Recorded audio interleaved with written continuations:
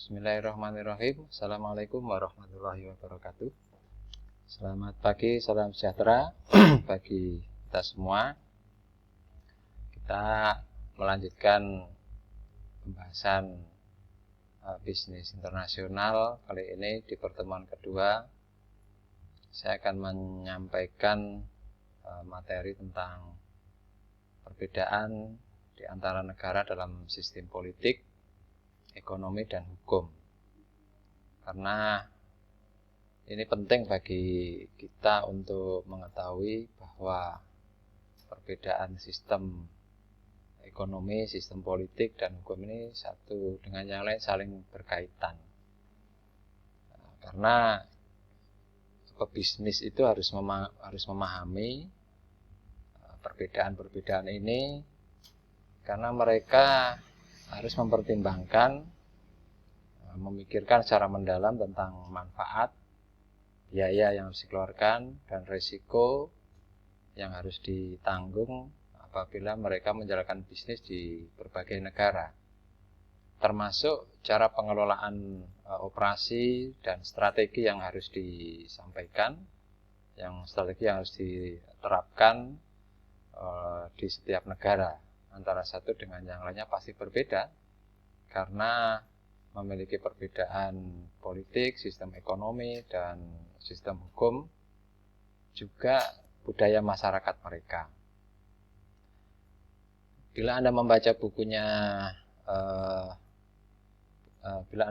bukunya Will ini, di bagian awal itu disampaikan sebuah kasus ya yang terjadi di Zimbabwe. Zimbabwe ini merdeka tahun 80 dari Inggris ya. Sama Inggris itu disiapkan sebuah sistem demokrasi sebenarnya. Kalau zaman saat ini sebagian besar negara yang demokrasi itu bagus lah pengaturan sistem ekonominya, maksud saya sistem politiknya ya, relatif stabil dibandingkan dengan yang lain. Namun karena Zimbabwe ini salah urus, katakan begitu ya, karena hanya ada satu partai, meskipun demokrasi negaranya, tapi hanya ada satu partai yang berkuasa, dipimpin oleh Presiden Robert Mugabe pada saat itu. Sehingga apa yang terjadi korupsi yang merajalela di sana. Perusahaan swasta itu tidak diberi keleluasaan untuk mengembangkan dirinya. Ada peraturan-peraturan yang terkait dengan pajak yang tinggi bagi perusahaan swasta. Juga inflasi yang melonjak di luar kendali. Dan 80% populasi itu di sana menganggur. Dampaknya apa? Harapan hidup menurun dan kondisi ekonomi juga secara umum menurun. Nah, ini terkait dengan sistem politik yang terjadi di sebuah negara. Nah, negara-negara seperti ini kan akhirnya merugikan bila sebuah perusahaan internasional melakukan bisnis di sana. Apa sih itu sistem politik? Sistem politik itu adalah sistem pemerintahan sebenarnya yang kita bahas. Sistem pemerintahan yang dijalankan oleh suatu bangsa. Kalau secara umum sistem politik itu ada dua dimensi yang harus kita perhatikan. Ada sistem politik yang bersifat kolektivisme, dan sebaliknya atau lawannya adalah sistem politik yang menekankan individualisme. Nah, kedua dimensi ini menuju kepada sejauh mana mereka melakukan suatu sistem pemerintahan yang demokratis atau sistem pemerintahan yang totaliter. Sistem politik yang kolektif, yang bersifat kolektivisme gitu ya, itu karena cenderung mengarah kepada totalitarianisme. Jadi berbalik dengan yang individualisme itu cenderung demokratis begitu. Di antara dua sistem ini itu kalau sisi kanan sisi kiri yang bertolak belakang, tentu ada juga yang yang pada area yang tengah-tengah. Ada masyarakat demokratis, sistem pemerintahnya demokratis, tapi menekankan kolektivisme. Ada yang demokratis, menekankan individualisme, atau sebaliknya. Ada yang sistemnya itu totalitarianisme, tapi menuju ke individualisme. Nanti kita bahas itu. Oke. Kolektivisme itu saya ulangi, kolektivisme itu mengacu pada sistem politik sebenarnya. Kolektivisme mengacu pada sistem politik yang menekankan pada keunggulan, yang menekankan kepada kepentingan kolektif itu lebih penting daripada kepentingan individu. Jadi kebutuhan masyarakat secara keseluruhan pada umumnya dipandang lebih penting daripada kebebasan individu. Dalam keadaan seperti ini, hak individu untuk melakukan sesuatu itu dibatasi dengan alasan bahwa bertentangan dengan kebaikan masyarakat atau kebaikan bersama. Itu kolektivisme ya. Nah, kolektivisme ini berkembang kemudian menjadi sebuah sistem yang disebut dengan sosialisme. Sosialisme itu diawali dipelopori oleh Karl Marx ya, yang sudah mungkin saudara-saudara semua sudah tidak asing lagi dengan Karl Marx. Nah, menurut Karl Marx bahwa dalam pandangan sosialisme itu masyarakat kapitalis, lawannya ya, itu dianggap kebebasan individu itu tidak dibatasi. Itu kapitalisme. Nah, ini ditentang oleh Karl Marx. Kenapa? Realitanya bahwa di dunia kapitalisme itu upah yang diterima oleh masyarakat, oleh pekerja katakan gitu ya, itu jauh di bawah apa sebenarnya yang telah mereka hasilkan. Katakanlah seorang pekerja bekerja dalam satu waktu tertentu, digaji dengan tingkat tertentu. Output yang dia hasilkan oleh pekerja ini sebenarnya nilainya itu jauh lebih tinggi daripada upah yang dia terima. Ini yang dikritisi oleh Karl Marx waktu itu. Nah, sebagai gantinya, maka ini sebuah kesalahan, dianggap sebuah kesalahan ini bagi Karl Marx ya. Sehingga dia menganjurkan alat-alat produksi, distribusi dalam bisnis itu maupun tukar menukar dalam bisnis itu dimiliki oleh negara, agar negara dapat memastikan bahwa pekerja itu mendapatkan kompensasi yang penuh atas pekerjaan mereka.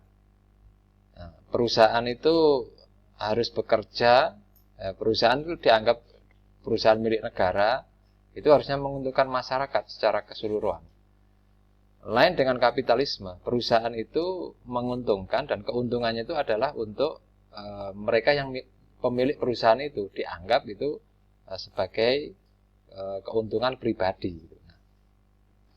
Meskipun sebenarnya pada awal abad ke-20 ideologi sosialis itu terpecah menjadi dua kubu, yaitu bahwa kaum komunis bahwa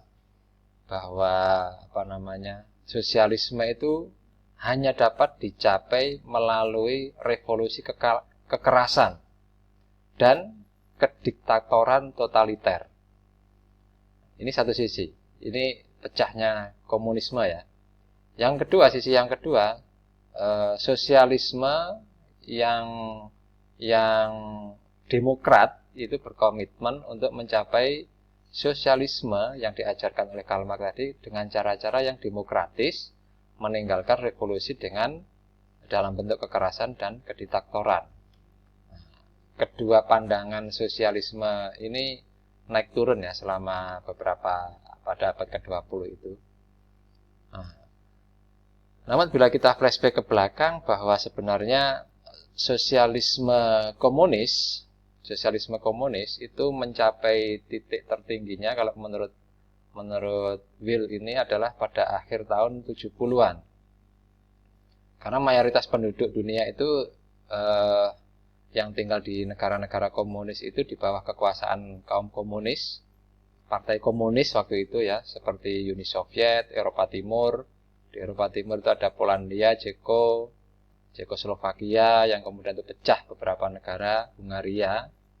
Kalau di Asia itu ada Cina, ada Kamboja, Laos, Vietnam, itu dan kalau di Afrika itu ada Angola, ada Mozambik, dan kalau di Amerika pun ada seperti Nicaragua, Kuba. Nah, itu negara-negara komunis.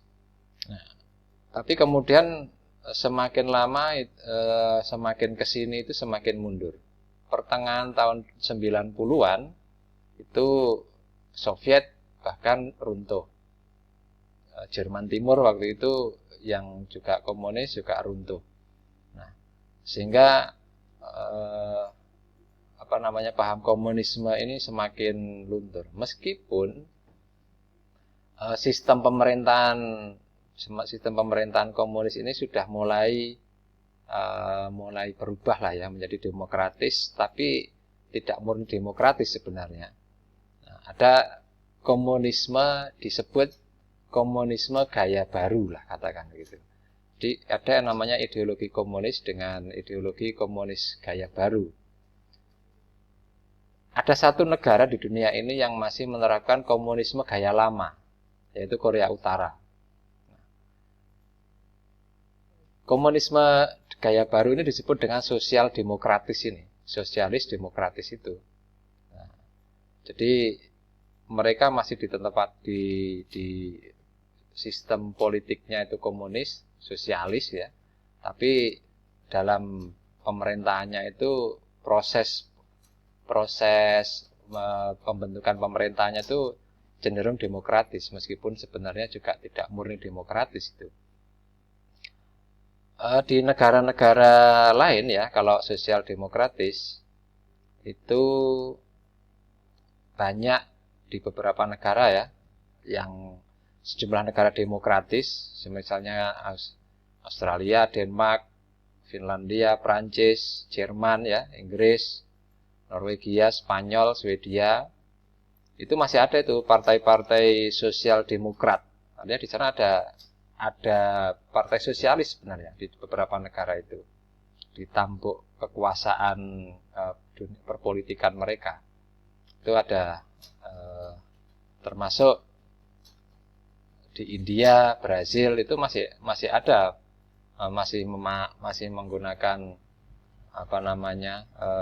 sosialis. Ada partai sosialisnya lah di situ.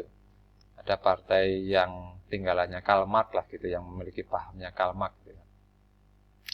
Nah, ini menunjukkan bahwa di beberapa negara Eropa pun, beberapa negara maju pun juga tidak seluruhnya kapitalis ya, tapi menunjukkan bahwa mereka di dalam sistem pemerintahan mereka pun ada partai yang sosialis begitu, dan itu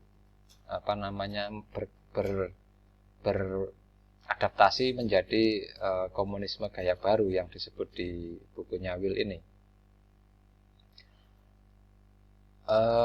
Berikutnya, kebalikan dari sosialisme tadi itu adalah individualisme. Kebalikan dari kolektivisme yang kemudian mengarah kepada sosialisme, dan itu umumnya dipegang oleh komunisme. Itu kebalikannya adalah paham atau dimensi individualisme. Individualisme ini mengacu pada sebuah filosofi, seseorang itu harusnya memiliki kebebasan dalam mengejar ekonomi dan politiknya. Nah, berbeda dengan kolektivisme tadi. Jadi individualisme itu menekankan pada kepentingan individu, harusnya lebih diutamakan daripada kepentingan negara. Nah, ini kebalikannya ya. Penganutnya di sini kalau ahli filosof kunonya pada zaman dulu itu Aristoteles ya. Itu mereka memiliki pendapat yang individualisme ini.